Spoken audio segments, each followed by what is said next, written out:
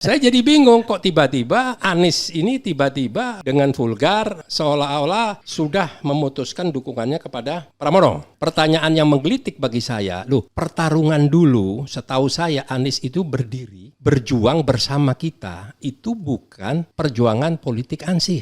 Iya kan? Tapi berangkat dan berdiri dan besar dari perjuangan yang membawa ideologi. Tentang pilihan ideologisnya dia benar. Setuju. Maka itulah yang saya sesalkan, yang mengejutkan saya. Kenapa Anies kok bergeser dari ideologis kok malah menjadi ikut-ikutan dalam pertarungan yang istilahnya sifatnya politik ansih gitu aja.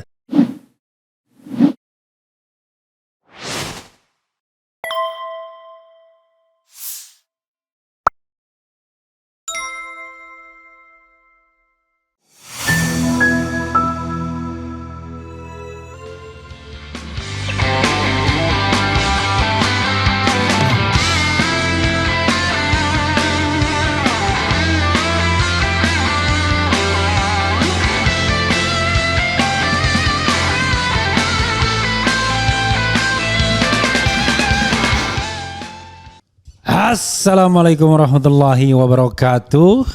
Sobat RH sekalian, jumpa lagi kita di channel yang keren ini. Keren.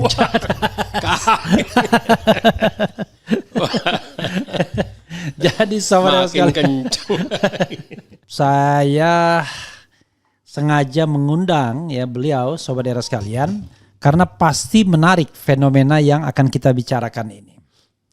Yaitu pertama tentu saja fenomena terkait Pilkada DKI. Kemarin tidak menarik dari sisi analisis dan pemberitaan ketika semua orang mengatakan mau gercos dan golput saja. Karena tidak ada yang namanya aktivitas. Tapi 2-3 hari belakangan ini tiba-tiba beredar kabar Anies Baswedan sudah menjatuhkan pilihan kepada Pramono Rano. Yang kita tahu dicalonkan oleh PDI Perjuangan. Satu-satunya partai yang tersisa yang bisa mencalonkan calon selain Ridwan Kamil. Karena Ridwan Kamil sudah didukung semua partai yang bisa mencalonkan calon di Pilkada DKI. Tetapi yang menariknya juga adalah Habib Rizik Syihab sebagai imam besar tidak hanya FPI ya, tetapi Three Pillars ya, FPI, GNPF Ulama dan juga apalagi satunya lagi? Persada 212. Oke, alumni Persaudaraan Alumni 212, Persada 212 itu mengatakan masing-masing pihak saja menyerahkan masing-masing DPD kalau FPI. Nah, ternyata Dewan Perwakilan Daerah DKI Jakarta itu sudah menjatuhkan pilihan untuk mendukung pasangan Ridwan Kamil Suswono Ridho. Ini menarik kan? Saya tidak ingin memberikan arah apapun karena kita ingin mendengarkan pendapat yang genuine dari Syekh Yusuf Martak. Silakan Syekh Yusuf dieksplor soal ini. Terima kasih Prof. Senang sekali hari ini kita bisa podcast bersama dan dimulai dengan makan tadi dan makan bersama, diawali dengan makan bersama. Makan bersama yang dideploy dari rumah makan Larazeta. Larazeta. Di Tebet ya. Biasanya kan dibawain makanan, ini nggak makan bersama ternyata. Ada fotonya tadi di spill boleh. Foto makan tadi. Biasaan kan tradisi kita kalau kita lagi podcast ya makan santai, ngobrol makan santai. Dulu. Tapi ya ini OBK nggak boleh santai bro. Nggak boleh santai karena ini penting sekali. Nanti kita juga akan lihat bagaimana perspektif dari penonton RH ya. Silakan teruskan. Ya jadi begini bro. Memang awal-awal memang kita itu kita akan melihat lah ya situasinya. Tadinya kita hanya mau melihat lah pertarungan ini di Pilkada DKI Jakarta karena sebenarnya kita tidak ada kepentingan. Dalam arti kata ya siapapun yang mau menjadi calon ya silakan saja. Kita menghormati setiap pilihan orang ya. Nah cuman memang ada story perjalanan yang mana awalnya ada hambatan-hambatan kepada orang yang calon yang memang tadinya mungkin akan kita dukung. Tapi dengan segala rekayasa dan lain sebagainya, perlakuan oligarki dan lain sebagainya, akhirnya di situ terhambat tidak sampai bisa ikut kontestasi pilkada DKI. Maksudnya Anies itu. Ya, kurang lebih begitulah ya. Ya, oke. Ya, kurang lebih begitu. Ya. Tapi di dalam hal ini kita sebagai tripilar ya di bawah komando Imam Besar kita Habib Rizik Syihab. Jadi mohon maaf, Three Pillars itu satu FPI, Front Persaudaraan Islam, dan kedua Gerakan Nasional Pengawal Fatwa Ulama, saya atau sebagai ketua umumnya. Oke, GNPF Ulama. Ya, dan Persada 212 saya selaku ketua majelis syuronya. Persatuan alumni Persadap. Persaudaraan. Ya, Persaudaraan Alumni 212. Oke. Nah, di situ. Nah, tapi karena makin hari makin kita lihat adanya salah satu calon yang didukung oleh partai salah satu dalam arti kata ya memang partai itu sendiri yang mendukung ya dalam arti kata kita memang mewaspadai. Karena kita tidak mau terjadi seperti perjalanan pemerintahan yang sudah berjalan 2 periode. Pemerintahan itu juga didukung oleh partai tersebut, yaitu partai PDI. Nah, kita bukan anti PDI, tidak. Tapi dalam arti kata, kita tidak mau, kita salah pilih. Oke. Ya, salah pilih dalam arti kata, sudah kita ini dirugikan di dalam Pilpres 2019 dan berikutnya 2024 dan kami tidak mau dirugikan lagi di Pilkada 2024. Nah, disitulah yang menjadi pertimbangan-pertimbangan. Ya. Makanya salah satu dari Tripilar sudah membuka diri. Ya, bukan kita menawarkan atau kita ingin ikut dan lain sebagainya, tidak. Tapi dari FPI memang dihubungi, didatangi, dimintakan dukungannya. Dilakukan diskusi-diskusi oleh beberapa teman-teman dan akhirnya adalah satu kesepakatan. Kalau mau minta dukungan, kami minta ada penandatanganan fakta integritas. Oke. Nah, dan itu pun dipelajari oleh kedua belah pihak dan disetujui oleh si kandidat paslon ini tadi. Nah, akhirnya ditandatanganilah fakta integritas. Nah, disitulah mulai kita melihat ini lebih punya keseriusan dalam arti kata. Sorry, fakta integritas itu saya juga baca, tapi saya nggak tahu isinya apa. Ya. Bisa di-spill? Aduh, saya tidak. Yang jelas satu yang paling poin itu adalah bersedia menjual saham DKI di dalam perusahaan pabrik bir alkohol. Oke. Nah, itu. Ya. Itu yang dulu waktu zaman Gubernur Anies selalu langkah itu dihambat oleh ketua DPRD-nya yang saya dengar. Saya dengar ya. Ya, itu dari saya dengar ketua langsung DPRD yang dari PDIP. Dari PDIP. Ya, kita ngomong apa adanya apa adanya. Ya kan kita bukan menuduh, bukan menyebarkan fitnah. Dan itu pun saya dengar saat itu dari gubernur juga. Ya kan. Nah, disinilah yang jadi pertanyaan. Nah, kalau sekarang dulu gubernurnya didukung oleh salah satu partai yang sejalan dengan kita yaitu PKS. Ya. Ketua DPRD-nya dari PDI. Ya. Banyak program-program yang terhambat dalam arti kata yang banyak yang berkepihakan kepada rakyat, umat dan lain sebagainya lah ya. Nah, sekarang kok jadi aneh. Kok malah gubernurnya mau salah satu wakilnya dari PKS yang istilahnya akan melakukan perubahan-perubahan, pembenahan dan kebetulan si ketua DPRD-nya adalah dari PKS, kok malah ada orang yang malah mau menjagokan calon yang berangkat dari partai PDI. Nah, ini kan akan jadi kontraproduktif dengan yang lalu gitu loh. Ini yang menjadi pertanyaan. Oke. Iya kan? Nah, jadi terus mau dibawa kemana? Kan akhirnya nantinya tidak akan berjalan seluruh program-program yang akan dijalankan oleh Gubernur DKI. Jadi ya teman-teman melihat bagaimana agar program-program dan janji-janji dari gubernur, dari paslon ini nanti bisa terrealisasi. Ya satu-satunya jalan mesti sinkron dengan ketua DPRD-nya. Antara ketua DPRD dengan gubernurnya. Nah, kalau ketua DPRD-nya berseberangan jauh dengan gubernurnya, ya akan terhambat semua program-programnya. Ini merugikan masyarakat, khususnya ya kita sebagai warga DKI, gitu. Nah, walaupun ya kita tahu lah ya, namanya sudah mulai dibilang dikaji, tapi kalau saya kok merasa ya tetap aja DKI orang kalau nggak salah belum resmi atau bagaimana lah yang saya tahu Konon lah. kata ada yang bilang sampai 2 periode pun saya tidak akan memindahkan ibu kota, kata Prabowo. Kata Prabowo. Nah, Prabowo saat ini presiden kita kan begitu. Nah, masa kita nggak mau dengerin presiden? Iya. Nanti dianggap presidennya Jokowi kita nggak mau dengerin, presiden Prabowo kita nggak mau dengerin. Tidak juga, kita ini juga kepingin memberikan support kepada pemimpin yang sedang benar-benar mau berbuat bagi negara dan bangsa. Itu, Prof. Oke. Saya kan dengan bangganya mengatakan dilema Yusuf Martak ya, antara Anies atau HRS ya.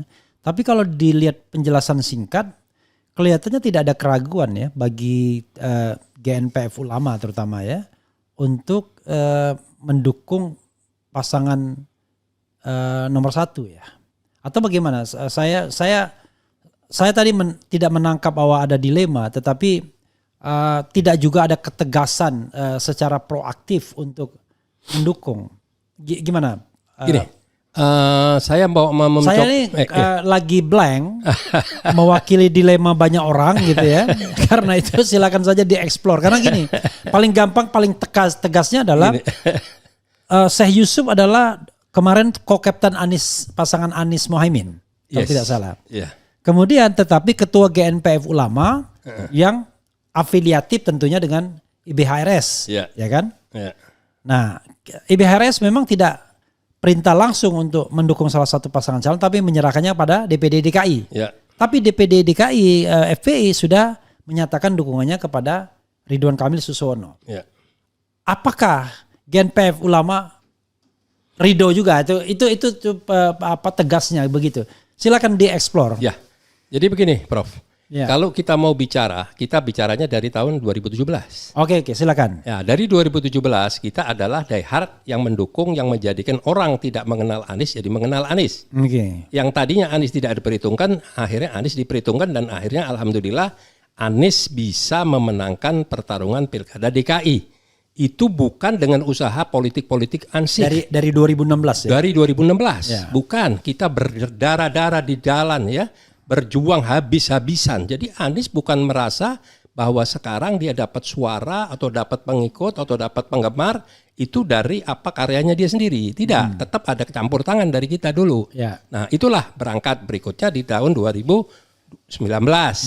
Nah, dari tahun 2019 walaupun Anies di situ tidak masuk dalam kontestasi Pilpres, tapi kita memang serombongan dalam saat itu dalam arti kata. Nah, baru masuklah 2024. Nah, sekarang di dalam pilkada kita juga sama. Saya coba mau memisahkan antara FPI yang sudah secara terang gamblang mendukung, nah, dan saya sebagai ketua umum GNPF. Saya pun masih mungkin posisinya masih sama lah dengan Bung Refli. Oh, masih 50-50 ya. Iya. Oke. Tapi ini bisa juga diartikan kemarin. Oke. Nah, tapi karena saya lihat ada manuver-manuver yang seolah-olah ada kalau saya mau secara gamblang nanti kalau saya nggak samar-samar Bung Refli pasti langsung menjelaskan nama. Mendingan saya jelaskan.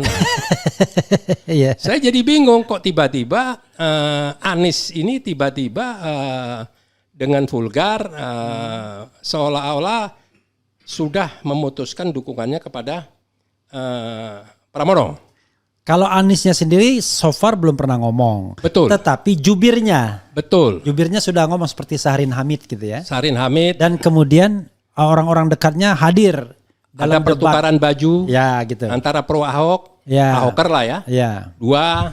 Yang ketiga juga ada tokoh-tokoh dehardnya. Nah, ini buat saya nggak ada masalah. Oke. Ya, silahkan saja. Pilihan boleh-boleh saja. Cuma Pilihan menjadikan politik, ya. pertanyaan yang menggelitik bagi saya. Loh, pertarungan dulu setahu saya Anies itu berdiri, berjuang bersama kita. Itu bukan perjuangan politik ansih.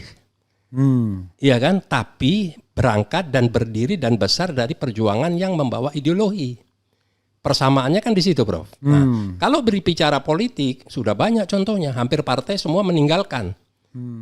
Dan hampir semua orang-orang politik menghambat semua. Ya. Nah, disinilah yang menjadikan satu pertimbangan. Memang saya belum pernah ada komunikasi dengan beliau. Nah, saya akan mulai mengkhawatirkan. Nah, kenapa?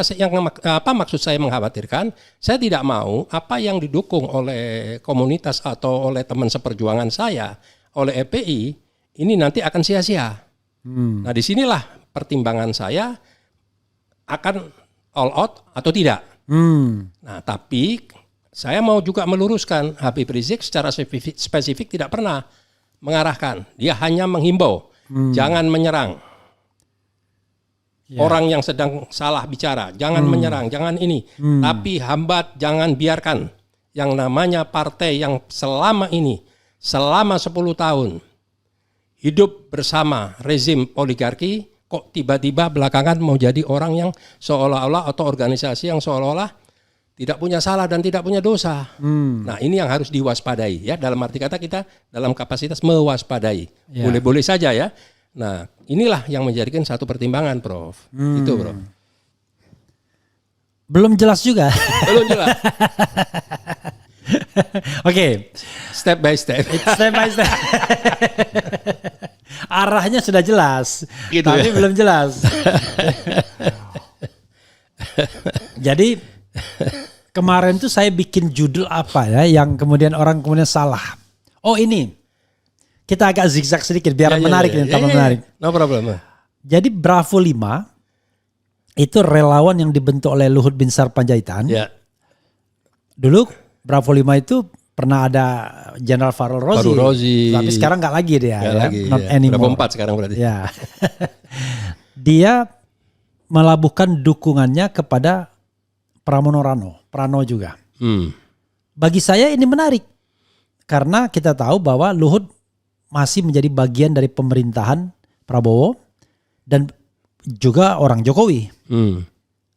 Kok Pramono Rano? Padahal Kim Plus adalah perpaduan antara Prabowo dan Jokowi yang diinisiasi oleh Dasko kan. Kira-kira begitu. Pertanyaannya, Prof, udah plus apa masih Kim biasa? Ini Kok Nasdemnya enggak, PKS-nya enggak dapat jatah? ya ini pura-pura Kim Plus lah. Walaupun tidak plus tapi Kim tetap koalisi pemerintahan kan. Iya. Nah, saya tiba-tiba berpikir kok ini tambah menarik ya kalau dari di satu sisi. Lalu saya mengatakan ini kita ini dewasa kan. Ternyata cara berpikir FPI dan cara berpikir Luhut itu sama. Arah dukungannya sama. Walaupun tentu satu ke satu ya kan, satunya ke 3. Kita bilang 1 dan 3, 2 kita faktor yang netral lah lagi. Nah, kenapa? Kelihatannya LBP ideologis juga dia. Sepertinya dia nggak mau daripada patuh sama kalau harus memilih PKS untuk mematuhi Prabowo atau Jokowi, dia nggak mau. Itu kesan saya. Ya. Ini analisis saya kan. Ya. FPI juga begitu. Walaupun Ridwan Kamil berasal dari kartel politik dan lain sebagainya, tetapi dia bisa diharapkan lebih pro Islam ketimbang Prano yang berasal dari PDIP. Ya kan? Kita kan ini percakapan orang dewasa ya. Jadi artinya Luhut mendukung Pram kan? Iya. Iya. Artinya dia mendukung Pram kan harusnya mendukung pilihannya Jokowi Prabowo kan? Betul. Seharusnya Kim kan dia kan? Betul. Nah, artinya dia ideologis juga gitu loh. Nah, dalam konteks ini FPI juga agak bingung juga dia. Anti Jokowi tapi dia pilihan Jokowi Prabowo. Nah, makanya saya bilang dilema tuh di situ. Silakan ditajam-tajamkan lagi. Ya. Setajam pisau silet. Jadi ya. gini, Prof, sedikit agak terbuka. Ya. Ya mudah-mudahan nggak salah tafsir. Jangan bilang kita ini arogan atau sok tahu enggak lah. Ya. Kita ini nggak naif-naif banget lah. Kita ngerti lah. Ya. Iya kan, gaya-gaya yang dilakukan oleh Luhut. Ya. Selalu dia mencoba berselancar. Ya. Ya pasti konsepnya menjelaskan. Berarti kan komandannya atau rajanya pasti tahu. Ya. Iya kan, memang itulah yang menjadi pertimbangan yang tadi saya sampaikan. Karena saya mendengar mereka juga ke kanan dan ke kiri. Nah, tapi bagaimanapun tentang pilihan ideologisnya dia benar. Iya. Setuju. Maka itulah yang saya sesalkan, yang mengejutkan saya. Kenapa Anies kok bergeser dari ideologis kok malah menjadi ikut-ikutan dalam pertarungan yang istilahnya sifatnya politik angsi gitu aja. Iya. Nah, itu yang menjadi pertimbangan. Nah, FPI nggak bingung juga, Bro. Iya. Kalau FPI saya anggap sudah benar. Karena apa? Memang ya tidak ada selalu hitam putih. Oke. Nah, dia selalu mengedepankan perjuangan yang keterkaitan dengan FPI front persaudaraan. Islam. Jadi nggak perlu lagi diragukan. Jadi itu lebih menjadikan satu dasar kemana langkah mereka. Kalah menang nomor 2. Saya tahu persis CPI itu. Berhasil itu adalah Allah yang menentukan. Tapi jangan keluar dari jalur perjuangan. Nah, inilah yang saya khawatirkan. Orang-orang yang tadinya sudah satu perahu, satu kapal dengan kita, terus tiba-tiba merasa sudah punya nama atau mungkin menjadi rujukan dan lain sebagainya, terus mengambil keputusan-keputusan yang nanti merugikan dirinya sendiri. Ya apakah sekarang atau nanti di 2029, ini menjadi satu catatan. Makanya waktu kemarin itu sebelum putusan pendaftaran, penutupan pendaftaran kan ada isu-isu bahwa Anies mau didukung oleh PDI di Jakarta, terus ada yang nggak jadi mau didukung di Jawa Barat oleh PDI, bahkan sempat komunikasi dan saya. Jadi menurut saya tidak didukungnya Anies oleh PDIP itu malah bagus. Bukan bagus, nggak ada lah itu, Prof. Oke. Itu PHP aja. Oh, PHP, oke. Iya, bahkan saya waktu dikomunikasi sama Pak Anies, ya alhamdulillah dia menghormati, dia nanya sama saya jawab, Pak Anies, jangan sampai terjebak 2 kali. Kalau PDI mau dukung Pak Anies itu bukan di Jawa Barat, dukung dong di DKI yang resmi deklarasi. Ya. Nah kalau sekarang sudah last minute, Pak dia mau menjanjikan mau mendukung di Jawa Barat. Iya kalau nanti di dalam malam ini, hari terakhir itu Prof, malam ini tiba-tiba nanti batal mendukung Anda tamat habis. Dan alhamdulillah dia ikutin omongan saya. Ini kan saya nggak mungkin bohong, saya ngomong di sini. Yang Jawa Barat. Jawa Barat. Oke. Bahkan saya melihat ada video yang mana di situ beberapa timnya atau orang-orang ring satunya yang sudah di dalam kereta menuju Jabar, Bandung. Nah itu kan menjadi mengeri sekali gitu loh. Saya tidak mau orang yang punya potensi dan orang yang masih kita harapkan di 2029 ini salah dalam menentukan sikap. Tapi alhamdulillah akhirnya dengan hati yang tulus, dengan pertimbangan dia menyatakan jadi resikonya berat Pak Yusuf ya. Berat saya bilang Pak Anies. Kalau sampai antum salah. Ya belum, itu pun belum masih keputusan menang kalah. Ini saya bacakan biar kita tambah bingung dan penonton tambah bingung juga. Ya, memang judulnya perlu membingungkan. Berkemeja putih, Jokowi bertemu Ridwan Kamil dan relawan di Jakpus. Jadi kemarin Jokowi kampanye buat Ahmad Lutfi, lempar-lempar kaos. Rupanya sekarang sudah di Jakarta pula dia untuk mendukung Ridwan Kamil. Di Menteng, di jalan apalah di Menteng ya. Saya membayangkan kalau seandainya nanti FPI turun, bisa bareng dia. Lain Bro. Oh lain. Coba dieksplor lagi biar tambah pusing kita. Ya, okay. Memang satu hari ini tadi saya banyak sekali dapat WA pertanyaan, bahkan saya diserang dan lain sebagainya. Yang mana mempertanyakan satu sisi mendukung Ridwan Kamil, satu sisi mau memusuhi Jokowi. Saya bilang bukan memusuhi, justru Habib Rizik sudah membuat laporan. Tentang kesalahan Jokowi. Beda antara bukan laporan ya, tapi gugatan perbuatan melawan hukum di pengadilan ya. Di pengadilan ya. Nah, di situ itu perbedaan. Jadi makanya kita ini lebih punya kebebasan dalam menentukan sikap. Nah, jadi saya tahu, bahkan saya dapat sebaran undangannya, yang diundang adalah ketua umum kalau nggak salah PSI dan apa. Di situ ada Pak Jokowi. Nah, di Menteng ada saya undangannya. Ya saya pikir dia masih selalu ingin cabai-cabai terus. Nah, makanya di sini kita kembali lagi nanti ini kalau mau zigzag, zigzag mau tanya nih presiden yang kita punya nih mau kemana kalau masih ini orang cabai-cabai terus. Nah, tapi kita memisahkan lah, Prof. Itu nggak ada kaitan. Jadi ini untuk soal DKI bahwa Three Pillars, FPI, GNPF Ulama dan Persada Alumni, Persada 212 ya, itu firm ke pasangan nomor 1, pasangan, saya tuh selalu lupa sih karena saya nggak terlalu aktif. Pasangan Ridho ya. Ridho, benar firm gitu. Yang sudah firm FPI. Bro. Oh FPI. Persada 212 dan GNPF tidak, belum. Belum ada sikap dan belum ada pembahasan sampai ke situ. Akan ada pembahasan atau bagaimana? Sampai hari ini belum ada rencana. Saya masih lagi mengamati dulu. Oke, karena kita tahu bahwa pemilihan 27 kan. Betul. Nanti kalau minggu tenang nggak boleh keluar statement kan? Nggak perlu keluar statement Bro. Kita punya cara tersendiri Bro. Yang penting underground movementnya itu ya. UGM-nya yang penting ya. Oke, silakan. Kalau ada yang belum komplit karena saya potong tadi, coba silakan, Syekh. Gak apa-apa, Prof. Jadi yang saya sampaikan dalam hal ini, kita tidak mau ya kejadian-kejadian ini terulang lagi seperti 2019. Oke. Kita mendukung habis-habisan, kita memberikan suara habis-habisan, tapi begitu mau bergabung kita tidak pernah diajak bicara dan lain sebagainya, dan akhirnya bergabung. Nah, kita sebenarnya waktu di 2024 Habib Rizik sudah membuka pintu. Ya. Ya istilahnya oke lah kalau memang mau ada islah atau apalah dalam arti kata bahasanya saya tidak tahu persisnya. Ya. Tapi nyatanya ya sampai hari ini tidak ada tanda-tanda menuju kebaikan ke arah situ. Nah itulah yang menjadi pertimbangan, makanya kalau kita belum berhasil mengamankan masalah nasionalnya ya kita harus mengamankan di DKI-nya. Oke. Itu Prof, nggak boleh kita. Karena apa? Biar bagaimanapun kita juga punya kalkulasi. Pram ini kan dulu juga menterinya Jokowi. Kalau nggak salah 2 periode. Iya. Iya kan? Nah, apakah 2 periode kurang lah pokoknya. Ya 2 periode kurang, iya kan? Dia menggantikan Andi Wijayanto di tengah jalan kan? Persis. Ya. Nah, inilah yang menjadi pertimbangan teman-teman. Waktu saya tanya, ya mereka bilang, kalau ini kita biarkan, ini nanti the next, ini yang akan menggantikan Prabowo. Berarti sama aja kita menggelar karpet merah untuk PDI yang berikutnya. Karena PDI ini kalau sudah memimpin, megang kekuasaan, udah lupa mau wong cilik. Oke. Tapi kalau lagi berjuang mencari suara, selalu pakai nama wong cilik.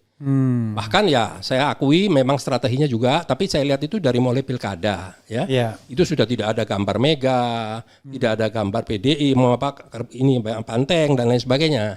Sebagian caleg-calegnya hanya masang gambar Bung Karno. Iya. Tapi ya bagaimanapun ya kita tidak bisa menerima dengan begitu saja. Kita nggak akan mau dibodoh-bodohin terus. Gitu, Bro. Menurut Syekh Yusuf lebih problematik kalau DKI dipimpin oleh Pramono Rano ketimbang dipimpin oleh Ridwan Kamil Suswono gitu ya. Ya, kalau saya lihat ya untuk kan gini, perjalanan pemerintahan DKI yang akan datang 2024-2029 kan adalah kesinambungan kelanjutan dari 2017-2022. Iya. Yang terhenti kemarin adanya PLT ya, kalau nggak salah ya. Nah ini bagaimana mau akan berjalan semua kalau terpisah antara gubernur dan ketua DPRD-nya. Oke. Nah, pasti tidak akan sinkron, pasti saling menggamjal, saling menghambat. Nah ini akan tidak sehat, yang dirugikan adalah masyarakat DKI dan program-programnya. Ini yang kita khawatirkan. Tapi misalnya pendukung Anies mengatakan bahwa kan yang mengkhianati Anies itu PKS, bukan PDIP. Bagaimana? Saya kalau di dalam konteks itu saya tidak ikut campur ya, dalam arti kata karena Anies tidak pernah mengajak bicara, Anies juga tidak membicarakan bahwa dia mau maju pakai partai apa, Oke. tidak ada. Jadi perhitungan saya itu adalah soal track record PDIP aja gitu ya. Persis, kurang lebih begitu. Oke. Ya, bahkan saya ketemu sama orang dari PDI, saya ngomong enak, dia juga ngomong mengerti, menyadari lah ya. Iya. Saya tidak mungkin membuka orangnya, tapi bahkan demi Allah nih saya sumpah, dia sendiri bercerita bahwa banyak orang-orang di DKI yang nggak suka juga dengan PDI, sampai yang muda-mudanya pun juga sama. Nah berarti kan ada kesalahan yang mungkin tidak dibenahi, sama lah dengan kasusnya P3. Coba lihat berapa tahun, 10 tahun lebih tidak ada perubahan. Padahal dulu kan hanya cuma ada 3 partai. Iya. Iya kan, Golkar, PDI, P3. Nah ini yang menjadi kekhawatiran, Bro. Kalau kita lihat spektrum politik ya, misalnya posisi politik hari ini ya, yang berkuasa adalah geng Prabowo dan hampir semua partai politik. Kecuali PDIP yang terang-terangan masih berada di bawah, di garis oposisi dalam tanda kutip. Yang Nasdem tidak ada di pemerintahan tetapi ikut. PKS cuma nitip satu tetapi dianggap ikut juga. Itu three pillars termasuk FPI itu di mana, Prof? Melihat melihat ini. Kalau kita kaitkan dengan berdirinya di sisi pemerintahan ini. Pemerintah nasional, tidak hanya konteks DKI. Kalau bicara tentang kaitan dengan 2024, ini kan akumulasi dari pelanggaran-pelanggaran yang dilakukan oleh Jokowi dan keluarganya. Ya. Dari mulai Jokowinya sendiri, dari mulai dan Gibrannya, termasuk Kaisangnya. Tidak ada satupun surat teguran dari PDI. Iya. Nah, ini ada apa? Iya. Jangankan lagi peringatan ya, 1, 2, dan 3. Partai sebesar itu, partai nasional yang punya parlemen sekian ratus orang. Tidak punya ketegasan membiarkan. Akhirnya apa? Jokowi merasa ya sudah dia segala-galanya. Padahal kalau mau melengsarkan Jokowi nggak ada yang sulit. Oke. Ini cerita waktu Jokowi belum berakhir masa periodenya. Iya. Nah, tapi kan di sini sudah kita lihat ini ada apa. Ini kan berarti hanya cuman ada ketidakpuasan. Yang tadinya gue bisa ngendaliin, gue bisa teriak-teriak depan umum, di depan media, petugas partai, bisa di video dan lain sebagainya, ternyata mulai bandel ini. Nah, disinilah kita juga menghitung. Nah, apa jangan-jangan nih, habis PDI dibegitukan, sebentar lagi Golkar, tanda-tandanya sudah ada. Dan kalau Prabowo ya sampai hari ini saya lihat ya masih under control, bolak-balik presiden. Ya, tapi ya itu yang menurut saya kalau misalnya harus mensupport siapa misalnya kelompok Three Pillars ini. Apakah mau berdiri di oposisi seperti masa pemerintahan Jokowi selama 10 tahun atau berdiri mensupport full pemerintah yang masih dikendalikan oleh Jokowi juga, gimana? Begini, selama pemerintahan dikendalikan rezim, khususnya presiden dikendalikan oleh orang lain, mustahil kita berkoalisi. Oke. Itu mustahil. Tapi kalau presiden sudah punya kewibawaan. Tapi kalaupun tidak berkoalisi, tapi tidak akan juga gandeng PDIP? Insya Allah enggak. Oh, jadi oposisi lain gitu? Iya, kita yang progresif lah ya, dalam arti kata ya, yang bagus kita puji atau kita diamkan, yang nggak bagus kita kritisi. Itu biasa aja, normal aja. Oke, tapi mau bekerja sama-sama PDIP nanti dulu gitu ya? Kerjasama dalam hal apa ini? Dalam hal mengkritik pemerintah, dalam hal menjadi oposisi. Nah, dicurangin kayak gitu diem.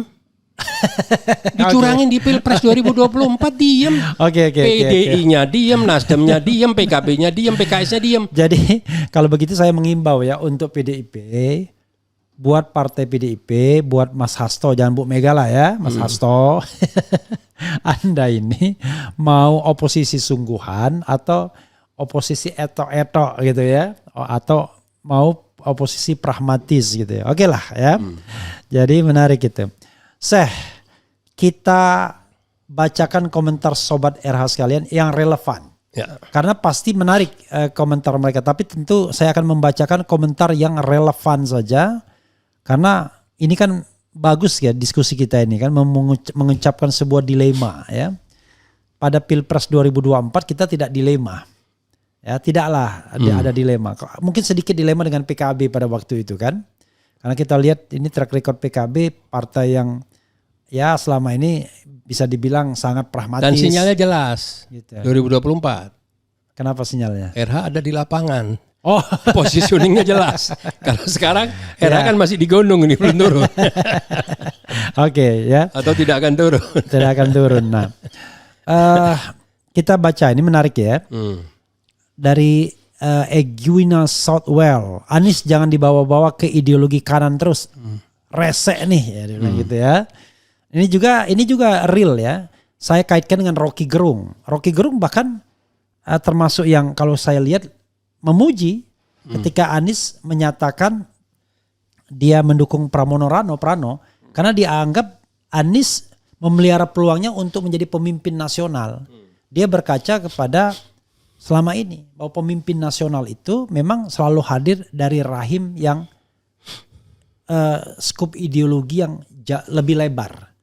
Tidak kanan saja, apalagi kiri saja, tapi cenderung ya pemimpin nasionalis lah. Yeah. Seperti SBY misalnya yang muncul kan. Dalam yang pemilihan umum ya. Jokowi. dia melihatnya itu. Bukan dari yang ceruk kanan yang menang. Bahkan ada partainya juga begitu. Oke. Disimpan satu pertanyaan itu saya. Pak Yusuf Martax, bagaimana kelanjutan tuntutan FPI terhadap Jokowi? Sementara FPI sama Jokowi sekarang udah satu kubu. Oke. Yang kedua itu ya. Biar saya tidak lupa 3 dulu aja. RK didukung Mulyono, FPI dukung RK. Lupa KM 50. Kalau nggak mau ikut Anies, karena PDIP mending gercos. Oke, silakan 3 itu. Ini baru 3, baru 3. Ya. Tadi kan sudah saya jelaskan. Ya. Kita tidak satu perahu, tidak satu gerbong, bahkan kita Habib Rizik telah membuat tuntutan-tuntutan kepada Jokowi. Itu clear udah, kalau itu clear. Ya. Nah, yang kedua, kita tidak menamakan bahwa setiap orang yang mau maju pilpres atau pilkada harus dibawa ke kanan. Enggak juga. Kita kan namanya calon itu kan harus merangkul semua pihak. Ya. Nah, pertanyaan, siapa yang pernah berhasil untuk Anies sampai duduk menjadi gubernur? Apakah milenial, apakah Gen Z, atau kiri, tengah, atau kanan? Ya seingat saya ya kanan habis-habisan saat itu. Nah setelah jadi ya ini milik bersama. Kita tidak mau ngeklaim, kita hormati. Di pilpres Anies juga kita hormati semua. Enggak nyeret-nyeret enggak, sama sekali enggak. Itu. Tapi tapi dia bilang FPI dianggap satu perahu dengan Jokowi karena mendukung Ridwan Kamil. Enggak juga. Kan sama mendukungnya.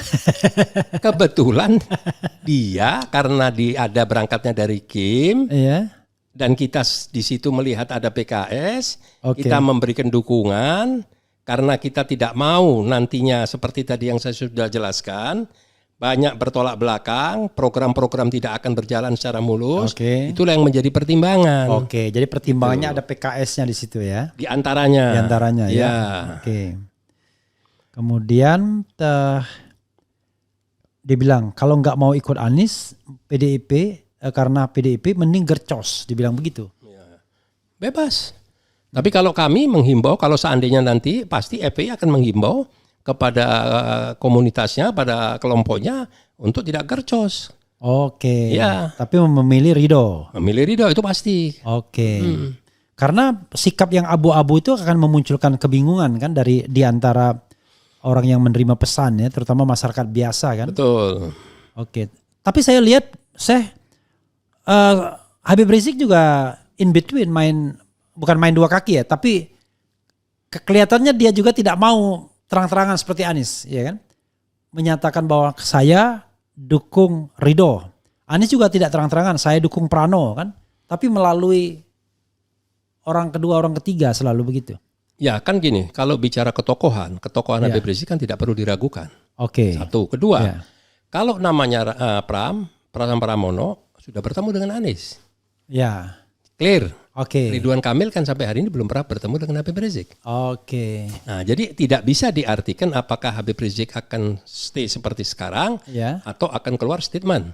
Nah, makanya ya saya sebagai ketua GNPF dan Ustaz Sobri Lubis sebagai ketua Persada 212 ya akan melihat situasi dulu. Nah, tapi begitu nanti sudah ada arahan atau sudah satu titik, tidak akan ada kendor lagi. Kita tancap gas habis. Nah, disitulah ya namanya kita tancap gas, rem cepas. Tapi tinggal 8 hari lagi nih. 2 hari bisa merubah semua dunia, apalagi cuma 8 hari.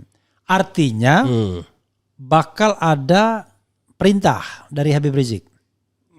Bukan perintah ya. Kalau Habib Rizik itu tidak pernah memerintah. Dia menyerahkan kepada kita untuk membahas. Setelah itu memutuskan. Setelah itu menyampaikan usulan. Menurut dia ini baik. Itulah yang harus diambil. Tidak boleh ada keraguan-keraguan. Jadi bukan perintah tapi akan ada statement. Yes. Pasti akan ada statement. Ya, karena kenapa saya nyatakan begini? Karena beliau tidak ada di dalam negeri sekarang. Nah, beliau harus kita feeding dulu, kita berikan masukan. Kapan pulang beliau? Wallahu alam. Tapi harapannya di reuni 212 Habib sudah ada di Indonesia. Ya, berarti sebelum itulah logikanya. Reuni tetap akan dilakukan? Iya, alhamdulillah. Walaupun reuni tersebut jadi kurang berkesan karena setelah pilkada DKI. Nggak ada hubungan. Nggak ada hubungannya ya. Karena reuni ini punya sejarah tersendiri bagi umat memelihara Islam, bagi tradisi kita, dan memelihara sejarah yang sudah tercipta ya. Saya cari lagi yang relevan lagi ya. Ada yang bilang nerima tamu itu manner bukan dukungan. Jubir dan orang dekat Anies itu yang di-endorse lalu memanfaatkan Anies. Tapi dia menganggap Anies itu sebodoh itu. Enggak juga, bro. Enggak juga ya? Jadi orang itu bisa terjerumus oleh orang kanan kirinya. Oke. Kalau orang kanan kirinya sudah memanfaatkan ketokohan atau majikannya atau pimpinannya untuk kepentingan sesaat, cari makan, dan ini semua bisa terjadi. Oke. Harapan saya insya Allah tidak sampai begitu. Oke. Gercos langkah para pejuang keadilan. Gimana menurut Syekh? Ini akibat daripada diskusi kita, ini masih ngambang. Kita hormati itu. Oke. Insya Allah yang gercos nanti akan berubah ke kanan atau ke kiri. Oke. Anies bikin anak Betawi bingung ya. Maren dukung golput ya. Kalau saya kan aduh sialan. Kalau ini Anies sialan. Gimana? Anies bikin anak Betawi bingung. Maren dukung golput. Tapi sekarang dukung Prano. Ya itu hak dia lah. Oke, hak dia ya. Lah, iya kan? Ya. Tapi saya mempertanyakan tadi kan tetap. Ya otomatis. Oke. Kami keluarga besar tetap coblos semua, ada yang bilang begitu ya. Dengan gercos semua calon mendapat pilihan, itu namanya adil. Oke, kemudian Pak Anies banyak pertimbangan, bukan partisan yang asal gabung, asal dukung. Jadi gini, Syekh, Anies itu seorang politisi yang melangkah itu tidak hanya pertimbangan ideologis, tapi pertimbangan yang banyak sekali pastinya. Kalau Syekh tadi mengatakan FPI itu hitam putih, kan begitu? Ada Islam di ujungnya kan, hitam putih. Bisa jadi kan, nggak mungkin sama terus kalau orang yang satu hitam putih ideologis dengan orang yang politis. Yang tidak pragmatis, dia tetap bisa saja tetap idealis, tetapi tidak mungkin dia sama terus. Nah dalam konteks ini, Anies tidak memilih dalam tanda kutip ya, tidak memilih Islam dalam tanda kutip, karena mungkin dia berpikir semua calon Muslim semua di antara 1 dan 3 tersebut. Tapi yang dia pilih adalah sebuah simbol perlawanan. Perlawanan terhadap rezim yang sudah memburukkan dia.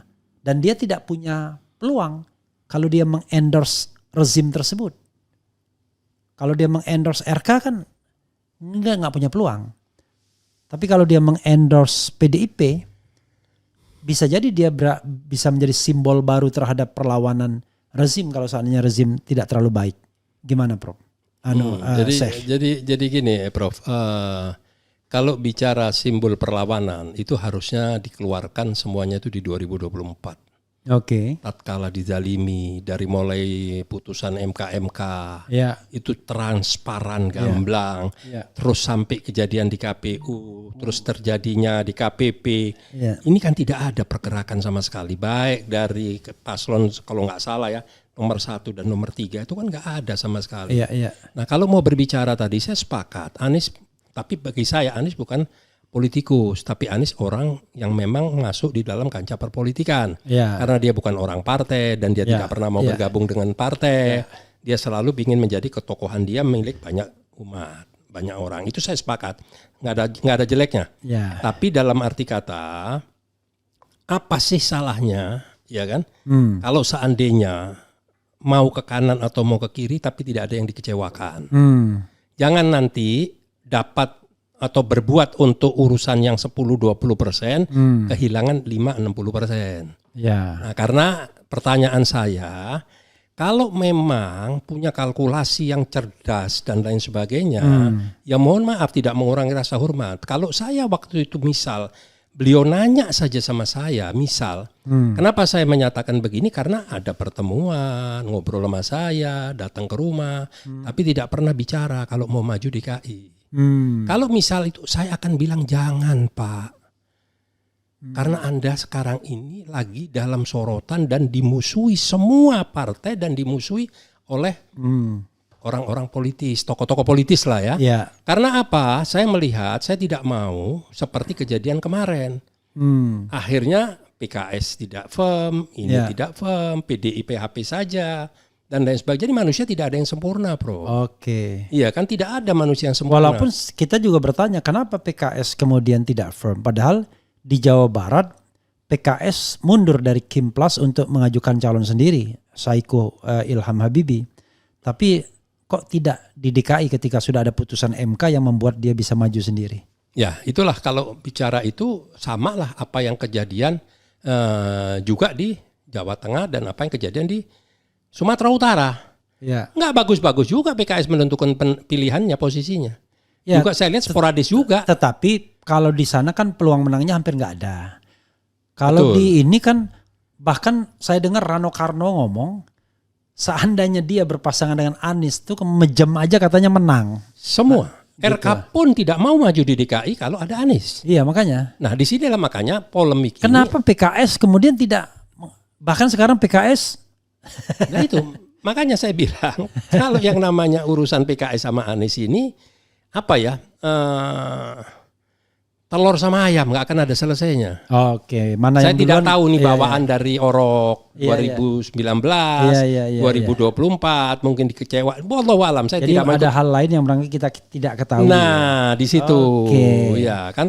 Dan terakhir kan PKS tidak mungkin mempertahankan berdiri sendiri tanpa adanya pasangan yang mau mendukung sebelum keluarnya Putusan MK. putusan MK. Iya. Nah setelah keluar putusan MK dia sudah terlanjur belayar. Tapi nggak juga di Jawa Barat sudah terlanjur berlayar. Tetap balik. Balik juga. Nah, ya mestinya itu yang dilakukan.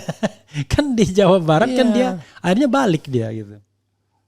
Ya itulah Prof, maka saya bilang tidak ada yang sempurna. Jadi kadang-kadang karena orang punya nama, kadang-kadang partai terus seolah-olah sudah pintar menguasai semua permasalahan. Enggak juga. Oke. Kalau bagi saya ya begitu. Tapi menurut saya memang ya kalau di Jawa Barat memang mungkin agak ideologis ya karena Kimplas kan mengajukan Deddy Mulyadi ya, yang kita tahu kan latar belakangnya.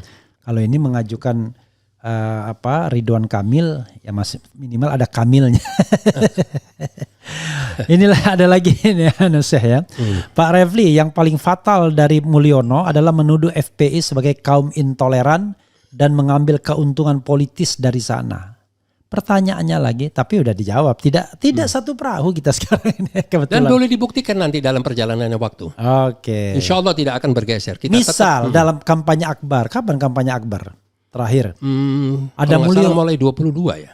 Iya, ada Mulyono misalnya, ada apa kan gimana ya? Misalnya itu ada satu panggung, tiba-tiba Kita kan setahu saya kan FP tidak terdaftar dan tidak sebagai jubir dan lain sebagainya ya. Jadi tidak akan mungkin ada bersinggungan di situ. gitu ya. Ya, setahu saya begitu. Mulyono kan juga tidak sebagai jubir, tiba-tiba dihadirkan dia. Ya kalau dia sih memang ada malunya nongol di mana-mana. Bisa saja kan itu kan. Kan harusnya disemprit tuh, nggak boleh mestinya. Dari dulu kalau mau disemprit. Yang nyemprit sudah sampai kehabisan tenaga. Dia bukan anggota partai, ya kan? Iya. Kalau yang boleh itu anggota partai, tidak terdaftar sebagai tim kampanye harusnya kan? Betul. Kok tiba-tiba berkampanye kemarin ya? Enggak usah repot. Undangan aja hari ini. Ini saya objektif, Prof. Iya. Walaupun yang diundang pertemuan ada Ridwan Kamil, undangannya adanya kehadiran Jokowi. Jadi apa yang mau kita bicarain sekarang ini? Iya. Kan mestinya bilang silakan diundang tapi jangan sebut ada nama saya dong. Iya. Enggak, dia memang sengaja menunjukkan bahwa gua mau begini mau apa lo semua. Oh dia masih powerful gitu ya? Nunjukin powerful. Nah ini kebodohan siapa? Bagi saya makanya saya balik lagi. Nggak semua orang ngerti politik pintar, nggak semua tokoh politik pintar. Selama dia tidak tersandera. Nah banyaknya orang tersandera. Inilah makanya Jokowi malang melintang. Nah pertanyaan saya. Kalau ketua umum partai A, partai B, partai C, politisi, pengusaha, semua punya kasus. Yang nyandera siapa? Ya. Yang nyandera Jokowi. Nah pertanyaan saya, Jokowi nggak punya kasus. Ya. Seperti kain kafan putih, mulus, bersih, kan nggak juga. Iya. Nah apa sulitnya sih kalau menurut saya gitu loh. Ya saya juga justru bertanya sama Pak Prabowo, apa sulitnya sih? You are the president, Anda presiden. Lo kok takut dengan food estate, ya kan? Takut dengan pembelian pesawat bekas, takut dengan mungkin spilan-spilan video apa macam masa lalu. Asal Anda ngomong firm di depan rakyat, saya akan menegakkan keadilan. Tidak semua orang sempurna, tetapi saya ingin menjadi yang terbaik setelah saya jadi presiden. Rakyat akan mendukung pasti. Oh iya. Nggak mungkin Dapat kekuasaan 2 kali Iya. secara legitimasi. Walaupun nanti di presiden. media sosial muncul berita apapun, semua akan selesai ya kan. Iya. Tapi kalau sekarang ini ya orang bingung sebenarnya. Apa yang ditakutkan gitu ya. Ya, kalau saya sih tidak menaruh harapan apa-apa Oh sudah. sudah gitu ya. Habis gimana? Kalau bongkar pasang, masa kabinet bongkar pasang dalam tempo 6 bulan? Iya. Kan malu dong. Kalau dari awal ya dari awal. Dari nggak mau- awal. Iya. Saya Oke. menganalogkan begini, Prof. Orang ikut pemilihan ketua umum sebuah organisasi. Saya mau maju. Misal, Prof nanya, siapa nantinya pengurus-pengurusnya?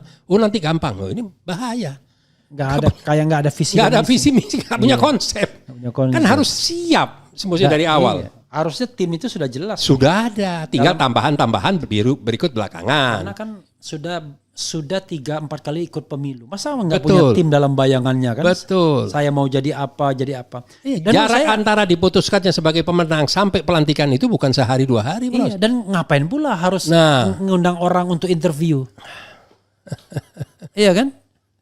Kan cukup tinggal telepon satu, kita ngobrol gini, kamu jadi ini. Udah selesai. Ini kan dia niru gaya Mulyono satu-satu, lalu kemudian dada ini kan yang dipanggil itu kan. Ampun dah. Jadi sama persis jadinya kan. Oke. Tapi ini menarik nih dari Cie ya. Hey, Jojowi, dia bilang Jokowi maksudnya. Itu dukung Pram tahu, lo nggak ngerti aja maksudnya. Kita ngerti. Nah, ini makanya saya kemudian men-spill. Sebenarnya kan Pramono itu kan Prabowo Mulyono. Iya. Maksudnya begini, ada satu fenomena yang menurut saya menjelaskan bahwa kalau seandainya Pramono yang menang, sepertinya Jokowi nggak ada masalah juga. Prabowo nggak ada masalah. Satu, Pramono Anung mengaku bahwa setelah dia ditunjuk Megawati dia lapor Jokowi. Karena pada waktu itu dia sekap. Wajar dong lapor kan? Iya, ini beda versi nih nanti, Prof. Oke, Lanjut. Dia lapor sekap. Dia lapor Jokowi sebagai sekap. Kemudian ketika orang dipanggil-panggil untuk jadi calon menteri, tiba-tiba Pramono datang juga. Sehingga memunculkan spekulasi bahwa jangan-jangan Pramono mau dijadikan menteri juga di tengah jalan, kira-kira begitu. Tapi kalau sekarang spekulasi itu tidak mungkin terjadi karena berarti penggantinya Rano Karno, nggak terlalu oke, kecuali kalau tadi ada faktor Kaisangnya. Iya. Bisa jadi Rano Karno maju, Kaisang jadi wakil. Ya. Iya. Masih ada. Dari dua fenomena tersebut saya berpikir kalau Pramono menang kayaknya Jokowi sama Prabowo juga nggak ada masalah. Bahkan secara psikologis saya mengatakan, secara kultural jauh lebih dekat Pramono ke Prabowo dan ke Jokowi ketimbang Ridwan Kamil. Betul. Karena Ridwan Kamil Sunda. Ini mohon maaf kita nggak bicara etnis, tetapi kita bicara tentang bagaimana kedekatan psikologis. Betul. Ya kan? Kalau bertemu bahasanya saja beda. Kalau Pramono pasti udah bahasa Jawa kan bertemu. Nah, gimana Syekh? Nah, gini, ada 2 sisi yang perlu saya sampaikan. Pertama tadi yaitu mengenai penentuan Pramono maju. Ya. Versi yang saya dengar saat itu, Ya. Pramono disuruh oleh Jokowi ketemu Mega. Oke. Ya, menyampaikan bahwa Ya, versi yang saya dengar ini dari mana sumbernya? tidak mungkin saya buka, Bro. Enggak, kasih clue-nya. Misalnya sumbernya dari kalangan istana, dari kalangan apa gitu. Orang yang dekat dengan apa Ya, gitu. pasti dekat dengan istana lah, kurang lebih begitulah ya. Oke. Nah, di situ disampaikan kalau sampai PDI mendukung Anies, Ya. ABC tentang PDI akan dibuka. Oke. Nah, Termasuk Puan gitu kan maksudnya. ya pastilah, ya kan ini suaminya kan bukan rahasia gitu. lah, benar Ya. udah kan. Ya. Nah, saya tidak tahu apakah cerita ini benar apa tidak. Ya. Jawaban Ibu Mega, ya sudah Mas Pram aja yang maju. Nama Pram itu didorong oleh Jadi Pram ini membawa pesan message dari Jokowi kepada Ibu Mega. Oh iya oke. Ini cerita loh ini Iya, ya, bukan kata saya. Nah, oke. Bu, ini gini. Kalau sampai PDI mendukung Anies, Ya. maka kasus PDI Dan Pramono disuruh Jokowi. disuruh Jokowi. Konon Ya. ceritanya begitu. Ya. Nah, Ibu Mega dengan kecerdasan atau dengan insting dia, ya sudah Mas Pram saja Ya. yang jadi. Nah, ada yang bilang, yang cerita ini bilang mungkin Pram juga udah tahu bahwa akan ke situ jawabannya. Oke. Nah, saat itu akhirnya Anies tidak jadi didukung. Nah, Artinya udah menang mereka si kan? Ahok pun itu kan sudah mengancam. Iya. Kalau sampai Anies didukung, dia akan keluar dari PDI. Nah, kok sekarang Ahoker jadi gabung. Ya. Kenapa dosanya PKS tidak ada satupun maafnya, Ya. tapi dosanya PDI, dosanya Ahok kok Anies dengan mudahnya memaafkan? Itulah yang menjadi pertimbangan DPI. Artinya sebenarnya dalam di hati kecil Jokowi ini mau memenangkan Pramono. Atau siapapun yang menang, ini Nggak ada. Ini orang dia semua berarti. Awalnya nggak ada. Awalnya nggak ada. Mungkin PDI silakan mengajukan siapa saja, mungkin. Nah, tapi ternyata akhirnya Pram. Nah, karena Pram pasti balik dong ke Pak Jokowi kan. Ya. Pak Jokowi pasti setuju. Makanya tadi saya bilang. Ya ini Jokowi versus Jokowi dong berarti. Makanya saya kan bilang tadi awal-awal. Saya masih wait and see dulu mau melihat. Jangan sampai kanan kiri adalah Mulyono. Ini yang mengerikan. Itulah yang kita tidak boleh. Sesuai dengan lagu itu. Mulyono, engkau sumber dari segala masalah. Iya. Menarik nih kalau kita melihat itu ya. Jadi makanya saya mengatakan dari sisi komunikasi, personal communication, itu Pramono itu nggak ada masalah sama sekali dengan either Jokowi maupun Prabowo. Persis. Gitu. Kepada kita pun Pramono secara pribadi nggak ada. Nggak ada. Nggak pernah nyerang. Ini Iya. setahu saya ya. Iya. Setahu saya ya. Nggak pernah Orang-orang yang nyerang. Nggak. Kanan kiri safe lah. Safe. Dia pandai bergaul dan lain Iya. sebagainya. Kalau dia berpasangan dengan partai lain, mungkin kita pertimbangkan. Tapi ini kan Oke. dua-duanya. Jadi sebenarnya keberatan Three Pillars itu lebih pada sejarah PDIP-nya ya. Sampai hari ini Itu FPI. Hah? Belum tripilar FPI. Oh iya. Karena saya takut Iya. kalau bilang tripilar, Iya. ada persada yang belum memutuskan Jadi apa-apa. FPI keberatannya lebih pada sejarah PDIP-nya ya. Betul. Jadi bukan pada diri Pramono, apalagi Rano Karnonya Iya. ya. Kalau Rano Karno kan Syekh Yusuf juga penikmat film dia, jangan-jangan waktu remaja. Minimal film remajanya Kita Cinta dari SMA ya. Ya kan banyak Prof, sejarahnya BIP, Trisila, wah macam-macam lah kalau kita Iya, kuliti iya, satu-satu. iya. Nggak etis kalau saya nanti ngomong di sini semua ya kan. Oke. Oh etis saja, kenapa nggak etis? Etis saja kan karena nah ini pembelajaran publik juga. Tokoh politik itu milik masyarakat. Ya Anda tidak boleh marah kalau Anda kejelekan-kejelekan Anda di-spill lagi ke publik, diingat lagi ke publik. Anda mau minta dukungan sekarang seolah-olah Anda putih, kan nggak boleh begitu. Nggak kan? boleh. Iya kan? Ya. Ya saya pun mempertanyakan gitu. Serius enggak nih misalnya? Serius enggak nih untuk memaksulkan Fufu Fafa ini kan? Misalnya kan? Ternyata pengen manfaatnya tapi nggak mau resikonya. Itulah susahnya partai politik ini. Iya. Beda sama kita. Resiko melulu kita, manfaat kagak ada. Maju terus pokoknya. Ya kayak kemarin saya lihat itu waktu mengundang Komisi 3 mengundang kepolisian RI. Ya. Kapolri. Semua berikut jajarannya kan Oke, diajak. Nggak ada, nggak nyinggung-nyinggung masalah PIK, nggak menyinggung segala, nggak ada. Wah udah semua, ya saya anggap ini orasi-orasi lah sudah saya bilang. Oke, ya perkenalan sebagai anggota DPR ya. Betul. Gitu. Biasanya betul. kan begitu, pinter-pinter kan gitu ya. Betul. Gitu. Ini ada TV nih, tolong gua ya yang perkenalan gitu. Oke, menarik ya. Coba kita lihat. Daripada ribut antara kandidat, kami lebih baik gercos biar adil. Udah masih lagi ya. Banyak juga kercos ya. Iya.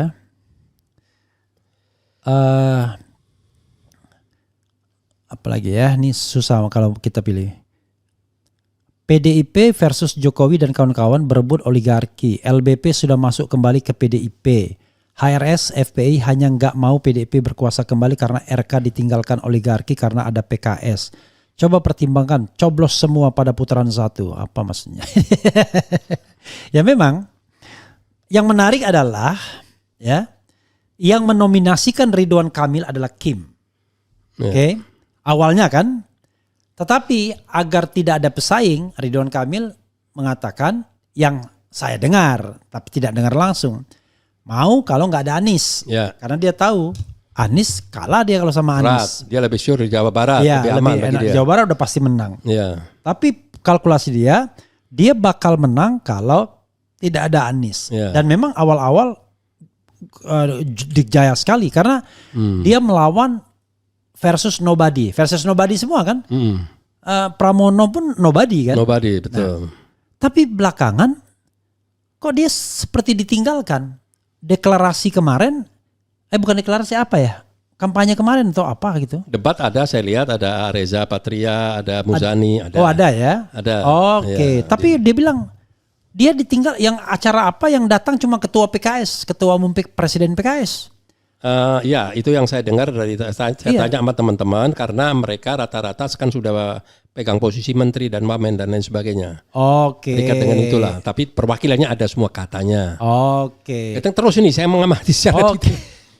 Karena ada kesan tiba-tiba kok ditinggalkan. Nah, iya. Nah, yang terjadi adalah kalau kita bicara tentang misi masa lalu yang terkait masa lalu ya, 2 misi sudah mission has been completed. Misi itu sudah komplit, yaitu menyingkirkan Ridwan Kamil di Jawa Barat untuk memasukkan Deddy Mulyadi.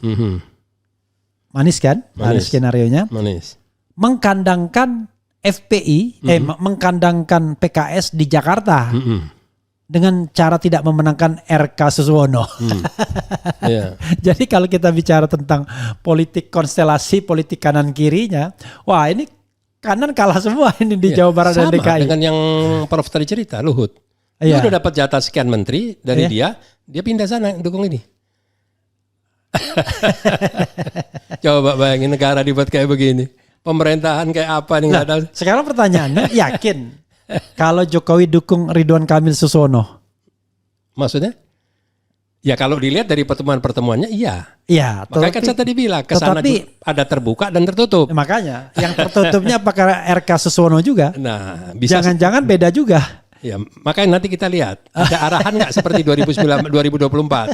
Iya kan, Bro? Ini main bola biliar semua ini ya. Iya.